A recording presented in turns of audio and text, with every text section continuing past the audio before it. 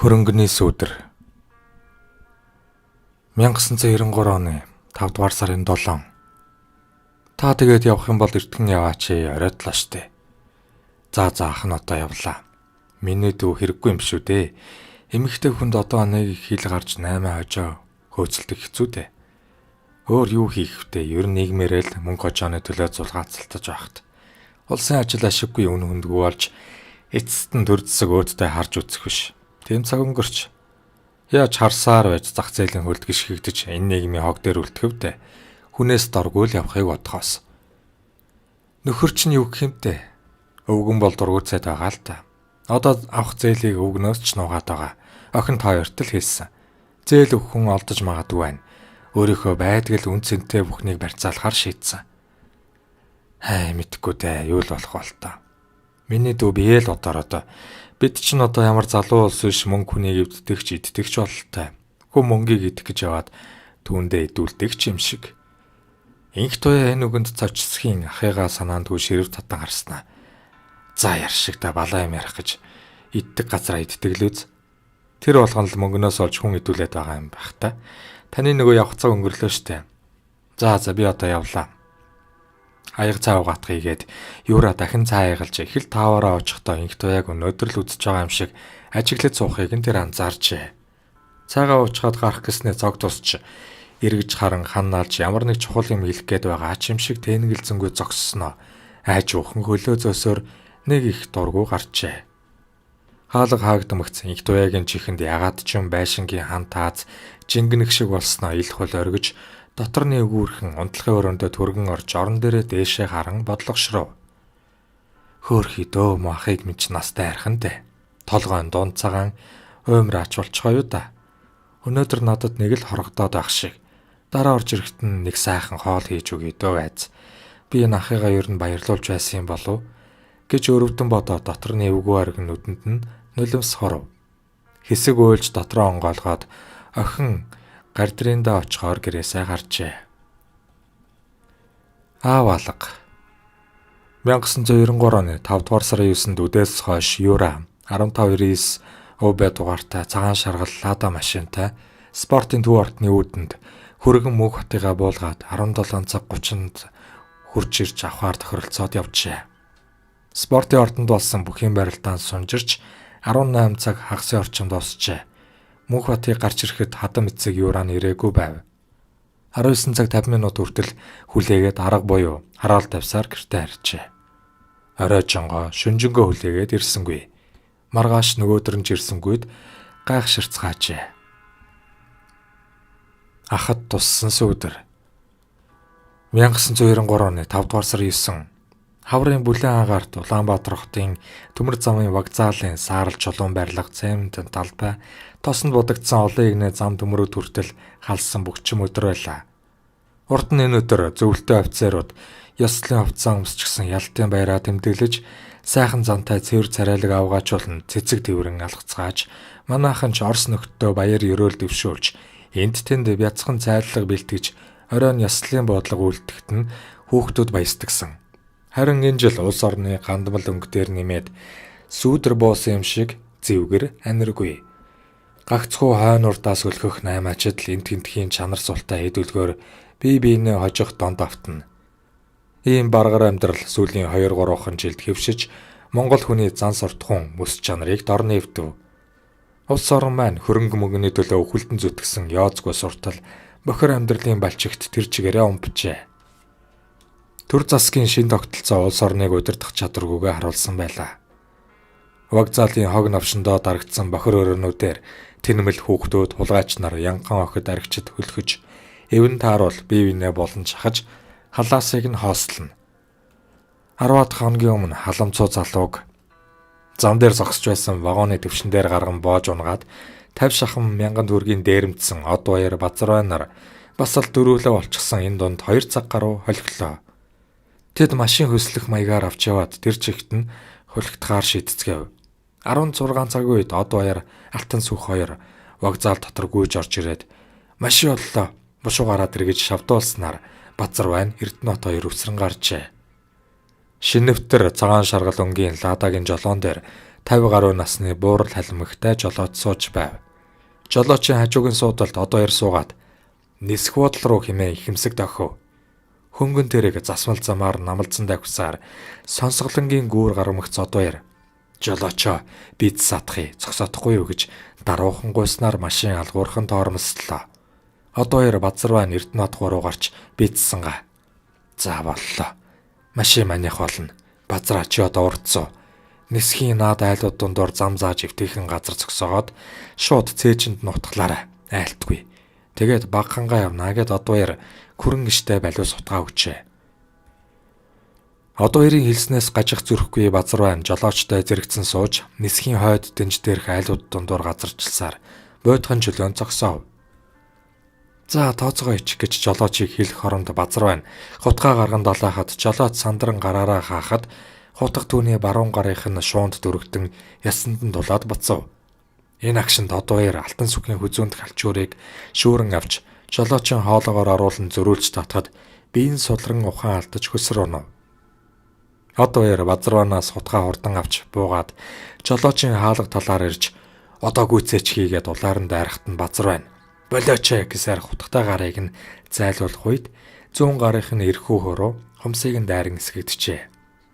Жолоочийн нүрийг одоо ирийн хар гүртгээр бүтээж биедний авсан 2000 гаруй төгрөгийг аваад хойд суудалж шилжүүлж базарваа машиныг жолоодон Төв аймгийн замаар хөдөлцгөөжээ. 100 мод хот өнгөрөөд жолооч сэргэж "Хүүхдүүд минь өвөөгөө явуулчих. Та нар авах юм авцгаа. Энэ машиныг ч ав. Ер нь ч энэ тэрэг над зохихгүй байгаа юм. Ах нь имээ тиймээ гэж та нарыг хэрэгтэй хөвгт оруулахгүй. Ахыгаа амтлуулдээч. Ах нь 2 хөвгттэй гэж учирлан гуйсаар явжээ." Цааш одоо эрт жолоог шилжүүлж явсаар төмөр замын 61-р зүрлэг хүрээд машины бензин дуусч зогсов. Алга шийд. Тэд машиндаа хоноод үүрээр одоо ир алтан сүх 2 машины запас дугуйг 4 колпактаа авч сайн шанд замын үдээс ирж буугаал тэрэгэн сууж бензин олохоор Улаанбаатарт иржээ. Вокзал дээр дугуйг 12,000 төгрөгөөр зарж колпакийг танилдаа өгчхөөд тээврийн товчоон дээрээс 300 төгрөгөөр канистр 1800 төгрөгөөр 20 литр бензин авчээ. Хэрэгээ амархан бүтээсэндээ олзуурхан архи авч ууцгаав. Цаашид хэрэгхээ төлөвсөнд жолооч өвгнийг алхаас өөр хариу олдсонгүй. Яаж ч утсан үс зөсөө таниулчихсан амьд гэрчүүлдээчгээд хорвоо дээр арзааж явах арга дааж байхгүй болсон санагджээ. Ингээд алтан сүх одоо ир 2 очингууд өвгнийг алхаар тохироод гал тэрэгний буудлын дээр оройн суудлаар буцгаар иржээ. Энэ хоёрын сэтгэлд жолооч өвгөн аль хэдийн хүүр болж өөрсдөө хүн амны хэрэгтэн болчихсноор төсөөлөгдөөд бүр итгэчихсэн байлаа. Одоо ир Бадамсүрэн гэдэг найз эмэгтэйтэйг энд санаандгүй таарчихв. Найз нь балраад явж байна штэ. Хүн амны хэрэг хийчихсэн. Одоо өнгөрсөн. Төмөр замын 61-р зүрлэг дээр машин бий. Бид тийшээгээ явж байна. Энэ миний хам гэд алтан сүхийг танилцуулав. За болдоо худлаа яриад нэрээ шүү чи найдасаа асуу гэд цаадах нь батлан толгойд өгчээ. Балаа юм. Юу хачин юм яриад байгаа юм бэ гэж эргэлзэнгүй шомболцоход гал тэрэг хөдлөгт хоогүй. Одоо эргэнт "Бадмаа чи хамт явчихал та. Яах юм болох юм уу?" "Яадгийн бэ болно. Хамт явъя л та" гэд гараас нь татан гал тэргэнд оруулжээ.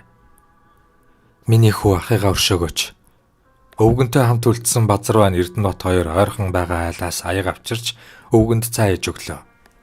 Тэд өдөржингөө хамт байж хууч хөөрн танилцаж тасчээ. Өвгөн "Миний хүүхдүүд ахыгаа явуулчаач. Ах нь 2 хүүхэдтэй хэд хоног харагдмаар байна. Өөр надад юу ч хэрэггүй. Энэ машин хөрөнгө гогшил аль нь ч хэрэг алга. Машиныг гарцанд гаргаж байна. Ерөөсөө ч ахт нь нэг л зохихгүй оргиод байгаа юм. Ахыгаа өршөөгөөч" гэж галан буурсан нүдэ арчин аврал гуйсаар байжээ. 2 залууч хүн юм болохоор энэ золгүй өвгнийг өрөвдөж "Тэги өвөө. Баяраг ирэхээр бит 2 яриад таныг явуулъя. Бит 2 бас хамаагүй явуулчих ирэхгүй шүү дээ" гэж учирлалаа. Үнэхээр ч тэр хоёрын шийддэг асуудал биш байв. Өвгөний мэсний шарх шархиран өвдөж хамаг биеийг халуурч биеийн суларсан байлаа. 19 цаг хагасын үед одоо ир алтан сүх 2 Бадамсүрэнг дагуулсаар 20 литрийн канистртай бензин барьчихсан улаан зээр дамд тэрцгээв. Одоо эрт өвгнийг алалгүй ам өчгийг аваад явуулчих тухай өгүүлэхэд тэр юун хүлээж авахтаа мантаа уурсаж "Гүйцээ хулгайчаа" тэгж ярихгүй. Алхаар шийдсэн өөр арга байхгүй. Одоо энэ мог шууд гүйцэн. Би дууссан хулгайч шүү гэс зүгээр хэрээл мэдцгээгээрэй гэж омогдов. За энэ мууг одоо гүйцэн тэгэхгүй бол биднийг илчлэн. Миний нүүрэн дээрх мингээр сэргийлэх дорн тань гэж алтан сүх хажуунаас нь дэмжив. Эрдэнэт хожим нь баригдлаач хүн алсан хэрэгээр биш дээрмийнхээ хэрэгээр л шийтгүүлэх нь дээр штэ. Эрдэнэтаа чи зүгээр айлтгүй анхандаа тэгдгэл юм. Яванда зүгээр болно доо. Суу явъя навшаа гэж одоо хоёр агсан дуухан хилээд бензин машиндаа хийцгээлээ. Эрдэнэт мадам сүрэн тандаж өвгнийг алахгүй байх талаар одоо хоёрт хэлж нөлөөлөхийг гуйсан боловч цаадхан дуурсангүй. Одоо хоёр машиныг жолоодож мадам сүрэнг урт талын судалцуулахдаа битгий эргэж хараарай гэж анхааруулжээ. Төхөөрөвлөх гэж байгаа он шиг итгэл нь алдарсан нүгүүдээр өөрийг нь харсаар зай тавин шахаж суугаа буурлаа үгнийг хараад Эрдэнэтрийн дотор нэгүрхэж өвдгөн жичирчээ. Аллага. Баг хангаан зүг машин хөдөлж хэсэг яваад за одоо хэл гэж одоо яар тушаав. Эрдэнэтад өвгнийг боо гэхэд цаатах нь хөдөлсөнгүй. Өөр хинэн ч эхэлж зүрхэлсэнгүй. Одоо яар дахин шаардаж эхлээчээ новчнуудаа ихтэж арын хэд аль нь ч уучраа олохгүй дүлгэнцгээв. Цаг баг байштай яах гээд байгаа хулгайчуд вэ гэж 3 тудаага шамдуулахад алтан цүх. Эрдэнэ чи хөөгдөж байх шүү дээ гэж хэлэх агшинд базарваа нь алчуурыг нь авч өвгний хоолойг ороож чангалан татсаар нэг үзүүрийг нь Эрдэнэтад өгч наатахад татаач гэхэд Эрдэнэт сандран дуртай дургуйч чангалаа. Алтан сүх өвгний гарыг нь дарж байв. Өвгөн нэгэнт үлээ ирснийг мэдэрсэн үү? Зовлонгоо дуусгая даач гэж сонсноо. Ямар ч эсэргүүцэл үзүүлсэнгүй. Амиг уухчгүй, дуу аваач гаргалгүй ухаан алдарч биен суларсаар гүлтийн онов. Мадамсар хүүш базараа яаж байна гэж ёс төдий хилээд ирэх гэтэл одоо ир урагшаа хараад сууж бай гэд шилэн дээр нь даран толгойг нь эргүүлж суулгав. Алтан сүх гахаа цүнх ороож наалдуулдаг лентээр нүүр хамар амайг нь амсгаа авах аргагүй болтол битүү наалдуулан ороож дааж гинөө. Одоо ир уулууд өгсөж авснаа машинаа зогсоож өөрөө гараад наадхаач ирээд гаргаад ирэхэд базар байна гулдацсаар цогцсыг машины ард аваачаад өвгөн амьд амсгаан төмөлцөх нь базарванд мэдрэгдэжээ. Одоо яар бор иштэй утгаа ууртаанд гихчин далайн өвгний цээж рүү зүрхийг нь тэмтрэн 2 удаа дүрхэд бүрхийн лав орж зүрх нь болиглон эсэргүүцэж хутгийг нь чичигнүүлэн бие нагдалцжээ. Цогцсыг тарганы нүхэнд хийж дээрээс нь базарвааны саарл зугаар бүтээгээд цустай утгаа дээш өргөж хамуудтай харуулан чулуудчаад машиндаа сууцгаан цааш хөдөлжээ. Энэ жил 56 насыг зооглосон амьдрахын төлөө хар борхон хөдөлмөр хийж борог амьдралаа тэтгэж явсан Монгол эцэг Эс Юра инхүү 18-аас 23 настай залуусын гарт ямар ч гэмгүй артлаа ороолгож ертөнцийг орхилоо. Авлалт. Тэд саадгүй давсаар бахангаа орж одоо эрийн аав ээжтэй ирж зочилцгоо. Ээж нь юу машин болохыг асуухад алтан сүх өрсөн. Манай аавын машин юм а гэж нэмсэглэн хэлж тэндээ хонцгоожээ. Маргааш нь 40 литр бензин олж хийгээд тэндээ унжиж шөнө болоход 22 цаг 45 минутанд хот руугаа хөдөлцгөө. Шөнө 2 цагийн үед Улаанбаатарт ирж 3 дугаар хорооллын хойд дэнжин гэр оролт байдаг Бадамсүрэн гинт бууж машины хашаанд нь оруулцгаав. Цай ууж хоол идэж аваад шөнийн 3 цагаас эхлэн машинаа зодолцгаасаар өглөөний 8 цаг гэхэд бүрэн задалж дуусаад гагцхүү Күүсвийг л хаяха үлдлээ. Энэ өдөр барааны зах ажиллаж байсан учраас одоо яар алтан сүх хоёр хамгийн түрүүнд дөрөв дугуй салхины шил радио магнитофоныг авчид зархаар унаа хөлслөн зах дээр буулгуулав. Дөнгөж анхны сонирхогч үнийг нь асууж байхад Октябрийн районы цагдаа сэргийлэхийн төлөөлөгч Инх Амгалан Цогтбаатар нар одоо ярийг баривчилж бүх эд зүйлийг нь хамт хурааж авчээ. Тэнд байсан ард олон одоо ярийг өмөрч цагдаагийн ажилтнуудыг аашилж нулимсаар шуугилдан хоцорчээ. Хүн дунд чон байхад чоныг авалдаг анч хөвөн миний ард түмэн дунд төрсөн ямаа да. Тодотгоол. Би ганц удагт энэ дөрвөн залуутай уулзлаа. Бямби одоо яар 1973 онд Дорногав аймгийн Алтан ширээт суманд төрсэн бүрэн дунд боловсралтай гагнуурч мэрэгчлээ эрхэлсэн ажилгүй Багхангаан 6 дугаар гудамжны 51-нд хотод гэрн байдаг. 1989 онд эрүүгийн хуулийн 153-аар хулгайн хэрэгээр 3 жил 6 сарын 20 хял шийтгэгдэж байсан. Тэр би хойд эцэгтэйгээ таардаггүй. 1984 оноос л зодож хөөдөг байсан. Тэгээд гэрээсээ гарч хулгай хийдэг болсон. 8 дугаар анги төгссөн жилээ хүүхдийн колонд явсан. Миний хамгийн хайртай хүн ээж гэд ойлов. Ээжтэйгээ нэг уулзмаар байна. Мөнгөгүй олцоход мөнгө олох зорилгоор энэ хэргийг би санаачилсан юм. Үеийнхээ нөхдөд хэлмээр юм байна уу гэхэд би телевизээр өөрийн биеэр хэлмээр байна гэв. 2. Адиагийн Базар байна. 1972 онд Улаанбаатар хотод төрсөн. Баянгол дүүргийн 5 дугаараар 10 дугаараар болол 15 дугаараар нь 9 тоотод ээж дүүнэрийн хамт суудаг, эрхэлсэн ажилгүй, бүрэн бус дунд боловсралтай. Одоо 2 алтан сүх хоёрыг бензин олохоор хот руу явах болоход би явмаар санагдаад байсан юм. Хот руу явсан бол би буцаж ирэхгүй явах байсан. Даанч одоо яраас айдаг болохоор чадаагүй. Тэгтэл өөрийнхөө толгойг мэдсэн бол энэ хэрэгт орохгүй байх байжээ. Хойд эцэгтэйгээ таардаггүй. Тэр намайг өөрийнхөө хүүхдээс ялгадаг. Багада 24 цагийн цэцэрлэгт явдаг байсан. Нэг удаа ээжигээ ирэхээр баярлан хараад шкафн дээрээс малгай авах гэж байгаад шкаф унаж толгойг сандалтай дарснаас олж гэмтэж сэхэнд 15 хоног хэвтсэн юм. Үүнээс хойш тархины наалдангатай аймхаа бие муутай хүн болсон. Хамгийн том хэрэг үйлдчихсэн хүн би 20 хяал өгсөн ч гэсэн амьд гарч ирэхгүй. Ээжтэй л хайртай да. Хамгийн их гэмшиж байгаа хүн шиг санагдлаа. 3. Хөрлбаатарын алтан сүх 1974 онд Улаанбаатар хотод төрсөн. Сүхбаатар дүүргийн 21-р хороо Дамбтарчаагийн 9-ийн 126 тоотод суух, бүрэн бус дунд боловсралтай хэрэг үйлдэх үедээ ажилгүй байсан. Гэрийнхэнтэйгээ л уулзаж дулаан хувцсамаар байна. 4. Мягмарын Эрдэнэт 1975 онд Улаанбаатар хотод төрсөн. Бүрэн бус дунд боловсралтай, мужааны мэрэгчлээ, Чингэлтэй дүүргийн 31-р хороо Согоотын 7-гийн 125-д суудаг, ажилгүй. Аав ээж хоёр маань намайг нялх 8 сартай байхад салсан юм билээ. Хойд эцэгтэй таардаггүй, арх уудаг, намайг хайхардаггүй байсан. Гол нь муу найз нараас асалуулж муухай хэрэгт орлоо. Алуурчид ганц удагт хоригдсон мөрдөгдөж байна. Энэ хэрэгээс гадна 8 удаагийн хулгай дээрмийн хэргийг нь шалгах газар орныг нь заалгаж бэхжүүлэх гээд хөрөнгө хөдөлмөр шаардсан нөр ажил хийж байна. 5. Отгонбаярын Бадамсүрэн 1974 онд Улаанбаатар хотод төрсөн эмэгтэй, бүрэн бус дунд боловсралтай, барилгын шавар бодогчны мэрэгчлээ, ажилгүй. Баянгол дүүргийн 11-р хороо Зүүн Нарангийн 7-гийн 25 тоотод суудаг. Очиход буурал үстэй өвгөн байсан. Би чамд зогсооч гэд одоо яриг дуудаж машины ард талд гаргаж байгаад энэ өвгөнийг хээр орхиод яв. Бити алаач гэж гуйсан. Алтан сүх араас нь гарч ирээд бид мэдэж байна. Шийд суулс гэд үгэнд ороогүй. Цагдаагийн байгууллагад хэлий гэсэн боловч чадаагүй. Манай нөхөр болох нямд орж харуулж цагдаа ажилтай юм.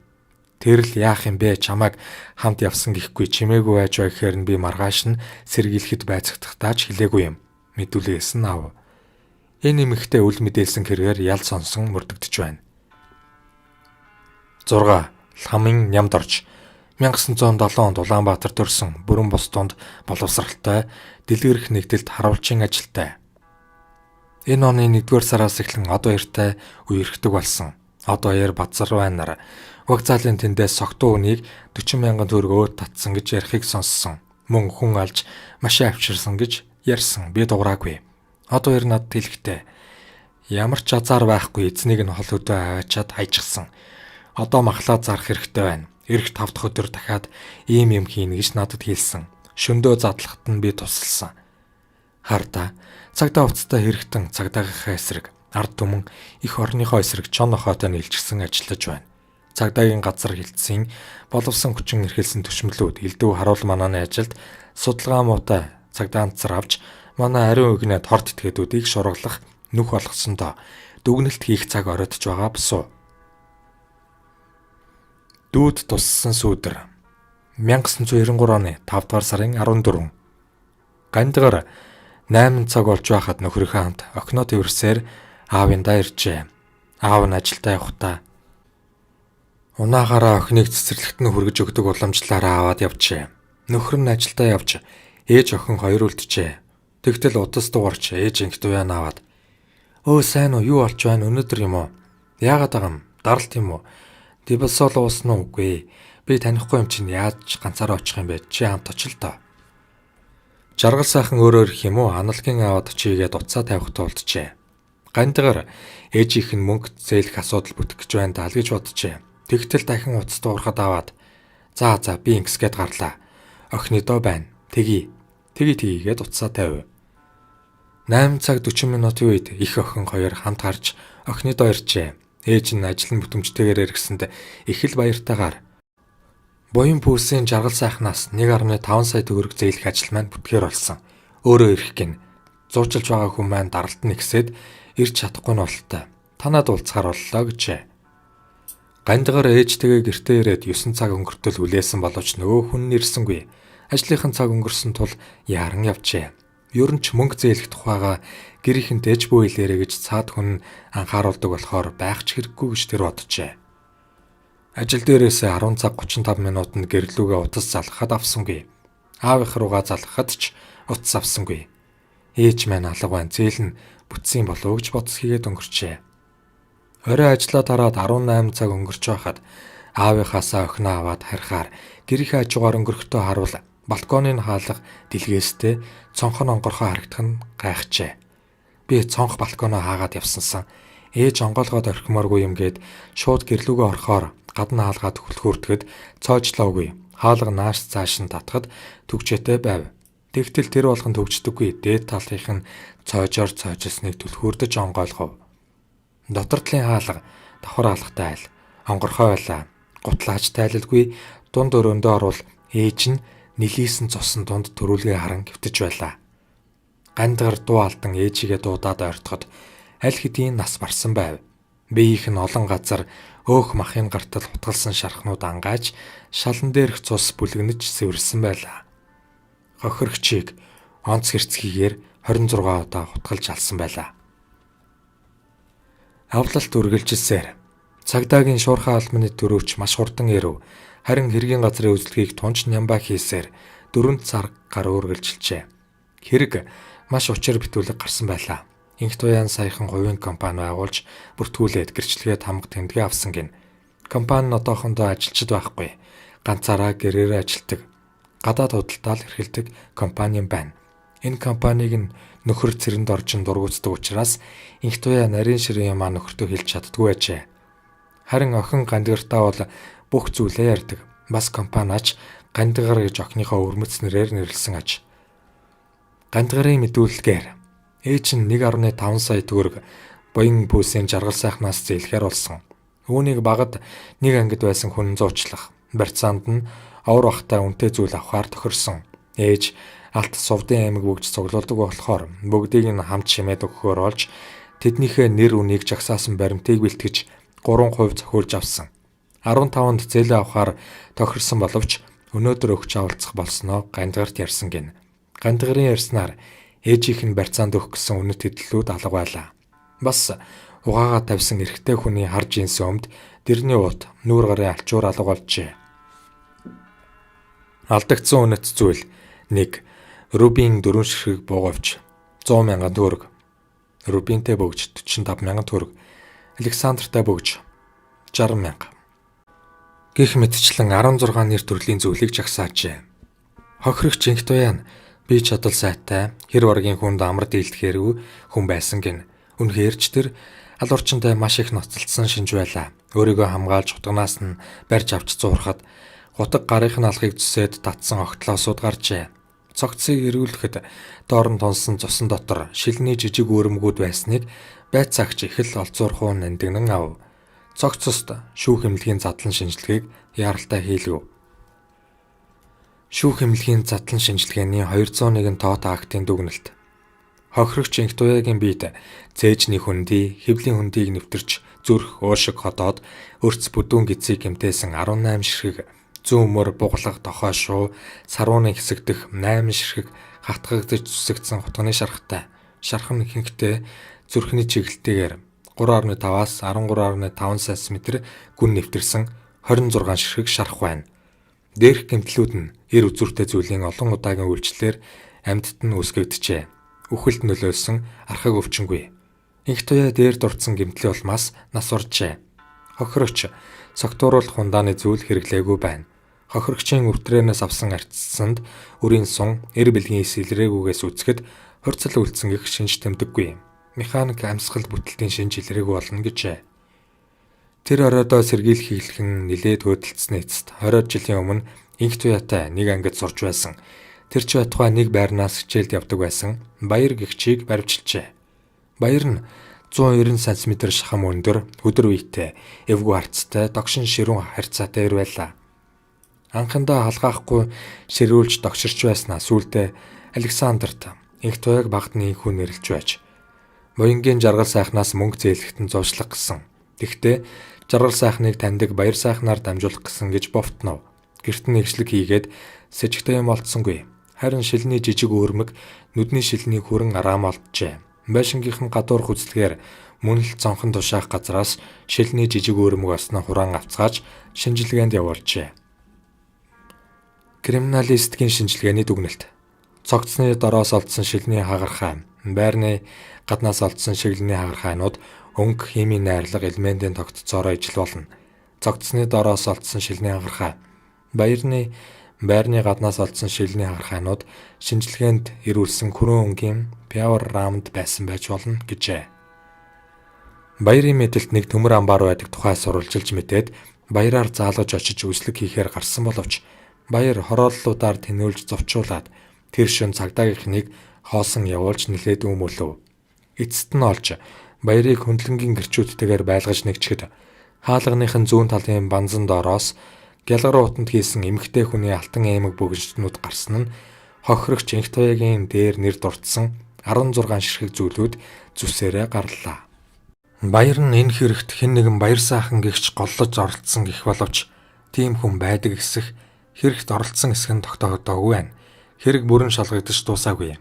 Цаана өөр хүнч гарч болцсогүй эмцгээрээ байгаа тул дэлгэрэнгүй мэдээллийг түзгэлцэж Баярын мэдүүлгээс мөрдөн байцаалтын үйл ажиллагаанд нөлөөлөхгүй. Зөвхөн холбогдогчийн хувийн байдлыг харуулах хэсгээс толилуулъя.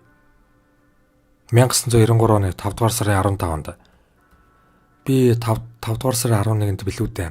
11 билүү 12-нд нэг ангид байсан инх туяатай тааралцсан. Тэр 1.5 сая төгрөг зээлэх тухай ярихад нь би зуршлагаар болсон. Ингээд Баяр сайхнаар дамжуулж 1.5 сая төгрөг боён пульсийн жаргал сайхнаас зээлж өгнө үү гэж итгүүлсэн. 14-ний өглөө би инх туяа руу уцаар ирж даралт их байна. Би очиж чадахгүй нэгэд Баяр сайхныг явуулсан. Ингээд Баяр сайхан инх туяагийн алтан эдлүүдийг авчирсныг Баяр сайхны машинаар бит хоёр явж миний төмөр амбарт нуусан. Би өөрийн амь насыг хайрлаж байгаа тул Баяр сайхны гэрийг даваа гариг хүртэл хэлэхгүй. Та Баяр сайхныг өнөөдөр дархан явсан. Хил гарах гэж байгаа гэчгээд юунаас найгаад мэдүүлгээ хойшлуулж байгаа юм бэ? Би нөгөөдөр болтол бодно. Та нар хаанаас ч гэсэн олох юм чи? Боён пульсээс 1.5 сая төгрөг зээлгээр тохирсон чи үнэн юм уу? Энэ бол худлаа. Та хэргийн газарт ч очоогүй юм байж. Гэтэл яагаад таны нүдний шилний хагархай инх туяагинд байдаг юм бэ? Миний нүдний шилний хагархай тэнд байх ёсгүй. Баяр мэдүүлгэнд гарын үсэг зурхгүйгээд зураагүйг протоколд тэмдэглэжээ. 5 дугаар сарын 16. Хохирогч инх туяагийн гэрийн төлхөөр хаана байна? Над байхгүй. Баяр сайхан танад буцаж ирээд юу гэж ярьсан? Баяр сайхны зүүн талын дух нүд маажуулсан харагдсан. Цусаа арилгаж байхдаа муур шиг хогвэ гэж үгэлж байхад нь инх туяаг алсан юм байна гэж ойлгосон. Гялгар уттай юмыг инх туяагийн алтан эдлэл гэж мэдсэн. Би яагаад асуугаагүй. Та түрүүнд мэдүүлэхдээ Баяр сайхан манад ороогүй. Шатан дээрээс буцсан гэсэн. Баяр сайхан хэрэг үйлцсэний дараа манад орсон юм аа. Хаана ямар ажил хийдгийг би мэдэхгүй. 1993 оны 5 дугаар сарын 18. Та өчигдөр өнөөдөр 2 Баяр сайхны гэрийг зааж өгнө гэж ярьж аваад зааж чадсангүй. Та өөрийн үйлдсэн хэрэгээ Баяр сайхан гэгчтэй хийсэн гэж худлаа ярьж мөрдөн байцаалтын ажиллагааг яагаад удаашруулад байгаа юм бэ? Би орцыг нь заасан, гэрийг нь мэдэхгүй. Би сейф зарж байгаа танилцсан. Гэрт нь очоогүй. 5 дугаар сарын 19. Инх туяагийн цогцсон доороос олдсон шил таны нүдний шилний хагархай болох нь батлагдлаа. Баяр сайхан инх туяаг руу яваад ирэхгүй болохоор нь хойноос нь очтол хаалга нь онгорхой байсан. Ороход Баяр сайхны хувцас нь цус болчихсон. Гартаа цустай утгатай зогсож байснаа намайг гараад ингэрээс татаж оруулаад чи сэргийлэх дагуулад ирүүгээд над руу гутгаа далайхад нь би гараараа хаасан. Ингээд миний баруун гар шархтаж нүдний шил унаж хагарсан. Би инх туяаг өгчгсөн байхад нь орсон. Таны Оросд үлдсэн хэрэг одоогийн хэрэгтэй арга үйлдэл нь адилхан байна. Өнгөц гарахад тийм байна. Гэхдээ өөр бас юм байна. 6 дугаар сарын 1-нд ял сонсгожээ. Сонсгосон ялтай холбогдуулж ярих юм юу байна? Би тэгээд шууд буудуулна гэсэн үг үү? Гэд эрүүгийн хуулийн 86 дугаар зүйлийн гээгээр зүйлийг бодол хийлэн уншжээ. Гээ баяр гэж хэмбэ. Гомб сүрэнгийн баяр 1945 онд төрсөн Дорнод аймгийн Халх гол сумын Харьяат Улаанбаатар хотын Баянгол дүүргийн 4-р оруулалтын 34-р арны 1-7 хотод сууж байсан Гомбл хам компанийн захирал ажилтай дээд боловсралтай барилгын инженерийн мэргэжилтэй ял шийтгэлгүй. Баяр нь огт ял шийтгэл хүч хүн биш. Монголын хуулиар ял шийтгэгдээгүй. Харин зөвлөлтөд ял шийтгэгдсэн хүн байлаа. Баярын өмнөх хэрэг. Баяр нь 1981 оны 2 дугаар сарын 28-ны шөнө Зөвлөлт холбоот улсын Челябинск хотын Российская гудамжны 59-ийн Б байрны 48 доотод суух эмэгтэй Биковатай Колос ресторан танилцж улмаар гэрт нь очиж хамт архиуж хэд хэдэн удаа хурцл үлджээ. Дараа нь Баяр Биковагийн алтан эдлийг авахын тулд магалзуурыг нь шахаж хилний доорх яс бамбаа мөгөөрсүүдийг хугалж цээж хевлийд нь 9 удаа хутгалж онц хэрцгийгээр алжээ. Энэ хэрэгт нь 7 дугаар сарын 1-нд Челябинск мужийн шүүх 12 жилийн хорих ялыг чанга дэглэмтэй колонд эдлүүлэхээр тасалжээ. Баяр нь ял эдэлж байхдаа хүчингийн гэмтгэрэг үлдэж Молдовын Зубова Полянскийн районы шүүхээр ял шийтгүүлжээ. Ингээд зөвлөлтийн шоронд ял эдэлж байгаад 1990 оны 6 дугаар сарын 28-нд үлдсэн 3 жил 5 сар 18 хоногийн ялыг нь эх оронд нь эдлүүлэхээр Берлиний конвенцийн дагуу наашин шилжүүлжээ. Баярыг хэргийн хамт хүлээж аваад Монгол улсын дээд шүүхийн гишүүн уран цэцэг даргалж ардын төлөөлөгч Амар Чимэд Орч нарын бүрэлдэхүүнтэй шүүх хурлаар 1992 оны 11-р сарын 18-ны өдөр хилэлцэн Баярын үйлдсэн хэргийн зүйл ангийг өөрийн хуулийн ижил төсөөтэй зүйл ангитай дүүцүүлэн сольж түүний эдлээгүй үйлдсэн 3 жил 5 сар 18 хоногийн ялыг Монгол улсын нутагт чанга дэглэмтэй колонд эдлүүлэхээр шийджээ. Гэтэл дээд шүүхийн дарга Дэмбэрэл Цэрэн өөрийн 1993 оны 2 дугаар сарын 1-ний өдөр 2:32 тоотод эсэргүүцлээрээ буруу зөвлөжилсөн байна. 1961 оны эрүүгийн хуулиар зөвчлөгөн зүйтэй байжээ гэж эрүүгийн хуулинд бүгд найрамдах Монгол ард улсын иргэнийг эрүүгийн хэрэгт мөрдүүлэх буюу ял шийтгүүлэхээр гадаад улсад шилжүүлж өгөхгүй. Хэрвээ эдгээр хүмүүс үйлдсэн хэрэгтэй хил хязгаарын гадна шийтгүүлсэн бол тэдэнд оногдсон ялыг энэхүү хуулиар хөнгөтгөх буюу бүр өмсөн хэлтрүүлж болно гэснийг дурдаад дээд шүүхийн эрүүгийн хэрэг эрхэлсэн шүүх коллегийн тэг 2 магадлалд өөрчлөлт оруулж Баярыг ял эдлэхээс чөлөөлүүлэхээр эсэргүүцэл бичжээ. Үүний дагуу 1993 оны 2 дугаар сарын 11-нд улсын дээд шүүхийн бүгд хурал 11 тогтоолороо Баярын эдлээгүй үлдсэн 3 жил 5 сар 18 хоногийн хорих ялаас бүр мөрсөн хэлтрүүлсэнгүй гэж дарга Дэмбэрэл Цэрэн гарын үсгээ өөрөө зорж энэ алуурчин суллаж ивэжээ. Дээд шүүхийн даргын нүгэл. Энэ хэргийг ингэж нэрлэмээр санагдлаа. Ялтан Баярын хэргийг уран цэцэг даргатай шүүх бүрэлдэхүүн авч хилцээд үлдсэн ялыг нь Монголд эдлүүлэхээр шийдсэн оновчтой зөв шийдэл байжээ. Хэрвээ энэ шийдвэрийг Дэмбэрэл Цэрэн дарга хөндлөнгөөс нь дайрч ялтныг суллаагүйсэн бол бид инхтвээг алуулахгүй л байж. Тэгтэл Дэмбэрэл Цэрэнтэн Баяр чи Орос авгаан алтай эдлийг авахаар 9 хутгалж алжээ. Одоо Монгол авгааг алаад ирээрэй гэсэнтэй адил болжээ. Алуурчин Баярыг сулсан хуулийн үндслэл нь ч гэсэн суллахын тулд ирсэн шалтгаан болохоос бус заавал суллахаар үндэс биш үлээ. Ялтан Баярын үйлдсэн хэргийн зүйл ангийг Орос хуулиас Монголд шилжүүлж зүйлчлэхдээ өнөөгийн хуулиар биш 1981 оны эрүүгийн хуулиар зөвжлөх үндслэл бий. Энэ бол ач холбогдол багтаа хууль сэлгэх үйлдэл. Аль ч хуулиар нь зөвлөжилсөн Баярын 3 жил 5 сар 18 хоног нэмэгдэхчгүй, хасагдахчгүй. Бүгд найрамдах Монгол ард улсын иргэнийг эрүүгийн хэрэгт мөрдүүлэх буюу ял шийтгүүлэхээр гадаад улсад шилжүүлж өгөхгүй гэснийг дурджээ. Тухайн үед төр засаг шүүх ярьж байгаад л өгчгсөн юм бол өнөөдөр түүнийг яриад яах вэ те? Тэр үеийн улс төрийн уур амьсгал төрийн тохирол байгаа биз. Бид ч ноднохон Оросын нутагт хэрэг зөрчил гаргасан хүмүүсээ багооноор л дүүж авчраа бидтэй. Улс төрийн биш эрүүгийн гэмт хэрэг үйлдсэн алуурчдыг хэрэг нь батлагдсан бол өгч байсан ч яадаг юм. Бид хөрш орны гэмгүүнийг Орос эмэгтэй Монголоор эрд итгэж бие сэтгэлээ өгснийг нь далимдуулж шунхаа зорилгоор онц хэрцгий алсан ярахчин өгөхгүй гэж өмөөрч өгөр зэвгэр царайлж суугаагүй нь ямаа та. Хохин биз буцааж авахгүйгээд авчиж тушаамаар харин ч гүйцэтгэхт нь хэрэглэх сум нэхгүй дээ гэж бодмоор шахах юм биш үү? Бусад ард түмний цус ам бидэнд хамаагүй гэж юу? Ийм учраас тухайн үед өгчсөн ял эдэлж байгаа хүнийг өгсөн нь буруу байжээ гэдэг бодлоор суллах нь шударга ёсонд ч нийцэхгүй. Хэрв эдгээр хүмүүс хил хязгаарын гадна шийтгүүлсэн бол тэдэнд оногдсон ялыг энэхүү хуулиар хөнгөтгөх буюу бүр мөсөн хэлтрүүлж болно гэснийг баримталжээ. Энэ бол заавал чөлөөлж бай гэсэн үг хараачаар биш. Хэлтрүүлэх буюу хөнгөлж болно, хөнгөлөхгүй, хэлтрүүлэхгүй байсан ч болно гэж эрх нээсэн заалт. Гадаад оронд үйлдсэн хэргийнх нь ял чангадсан эсвэл Монгол улсын хувьд аюул багтаа хэрэг байсан. Эсвэл хэрэгтний хувийн байдал засрал хүмүүжил эрүүл мэндийн байдлыг харгалзаж эдэлж буй ялаас чөлөөлөхөөр тохиолдолд хэрэглэж болох заалт үлээ.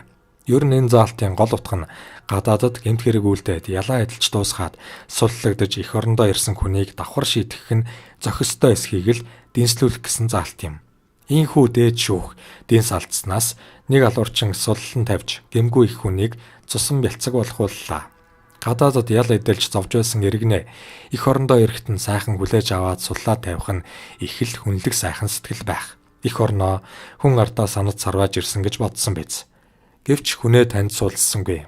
Ер нь санаатаагаар эрүүгийн гинт эргүүлсэн хүмүүс дотор сайн хүн гэж байдаггүй. Цаанаал нэг ч удаггүй, хуншгүй этгээдүүд байдгийг өдөр тутам барьж тэмцэж явдаг цагдаагийнхан биш болохоор шүүгчд мэдэхгүй байх нь аргагүй л дээ. Эрүүгийн хэрэгтнүүдэд тэр тусмаа алуурчдад шүүгч нарын өрөвч нялуун зан хизээч хэрэг болж байгаагүй.